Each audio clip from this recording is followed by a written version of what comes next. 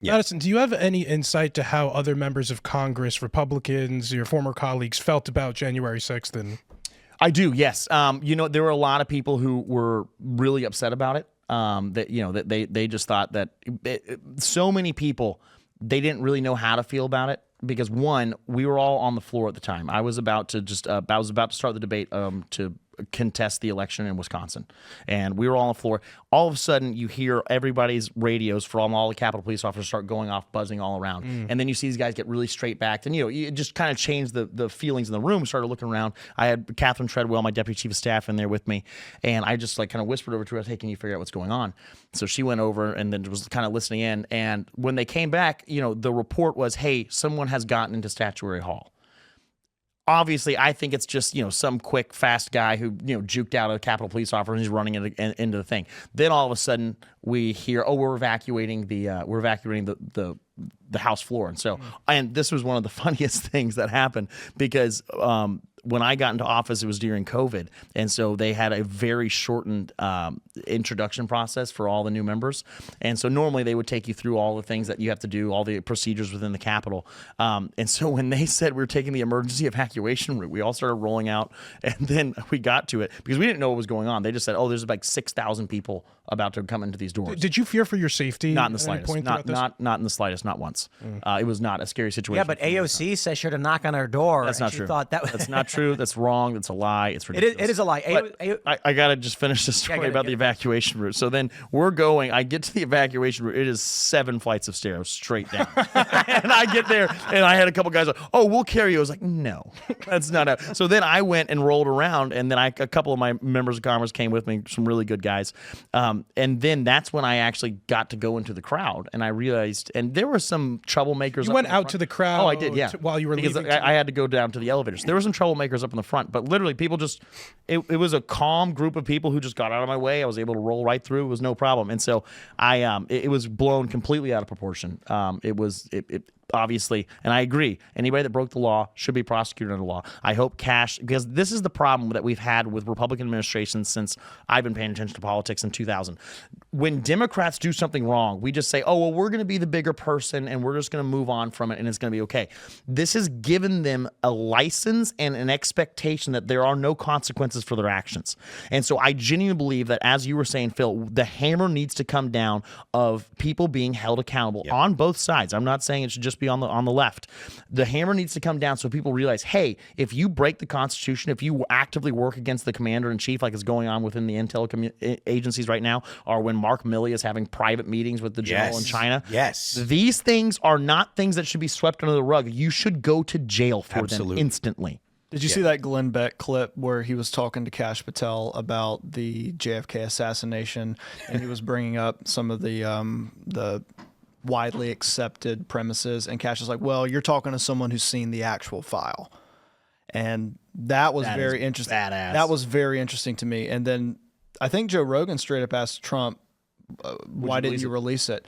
And Trump's answer was that there were some people at the time who felt as if it wouldn't be in our best interest to release it, but if I get reelected, I will release the full file. I'm very excited to see if that comes to fruition. There is, in my opinion, there is nothing that is 40 years old, that is over 40 years old, that will have any kind of significant impact on modern America. So it should all be declassified. And any future there should be some kind of law passed where any future declassification, there's a sunset on all classified documents. But I don't know what I agree. I don't know if I agree on the 40-year thing. I agree on everything else, but I think it's going to have to be a case-by-case basis.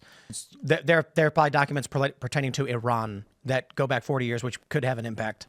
Well, and this is one thing. If there's no one that they are continuing to protect within these sealed documents. These people are all either very close to death or they're dead. We're not trying to send people to jail for what happened. What they are doing is they are protecting the institution of the intel communities because there was a coup that happened. They shot the president in the freaking head. Absolutely. I wanted to provide an update on the confirmation, the votes for Kash Patel. The votes that would likely be holding it up is Susan Collins and Lisa Murkowski from 2 Democrats. Well, two moderate so-called Republicans. But the interesting thing here is that Susan Collins hasn't been a hard no. She says, I don't know Kash Patel. I'd heard his name, but I don't know his background, and I'm going to have to do a lot of work before reaching a decision on him. So it's not a no so far. Madison, I wanted to ask you, what do you make of the picks so far, and Susan Collins seeming to be open to confirming something? But well, that is really good news. I know Susan Collins, Lisa Murkowski are probably the most ardent and flaky people for our confirmation hearings that we're going to go through. There's some sensible Democrats who I think are in swing states who actually could be kind of, and I say sensible Democrats in jest, but who are in swing states where they realize, man, Trump gained a lot of ground in this state. I have an election coming up in the midterms. I think those people could actually be persuaded to vote for the majority of the picks, probably not the most hard right ones. But when you start looking at what Lisa Murkowski and Lisa are and Senator Collins are doing, my entire thought process on that is, one, there is a political mandate that's been given. Give Donald Trump the cabinet he needs to be able to execute it. And so I think that we're going to have probably 80 to 90% of our people get through. And I mean, I have to ask, you're a former congressman. You have as much MAGA bona fides as anybody else that he's picked for his cabinet. Has Trump tried to tap you for anything, or what's going on? I will just say this. Anything the president wants me to do, I will happily serve. If he wants me to carry donuts into the office for press briefings, I will happily do it. Whatever this man needs to be able to save our country, I'm happy to do it. If it was a dream scenario, if I could have anything, I'd want to be director of the ATF. I think there's a... It wouldn't be donuts. It would be McDonald's. It'd be McDonald's. That's 100% right. Yeah, I don't know how RFK would feel about it. But, man, when I saw the picture of RFK sitting there eating McDonald's, I literally thought it was just one of those situations where there's some drug guys there sitting there, and they're like, hey, do drugs in front of us so we know you're not a cop. Because as far as these picks go... I think he ate the McDonald's.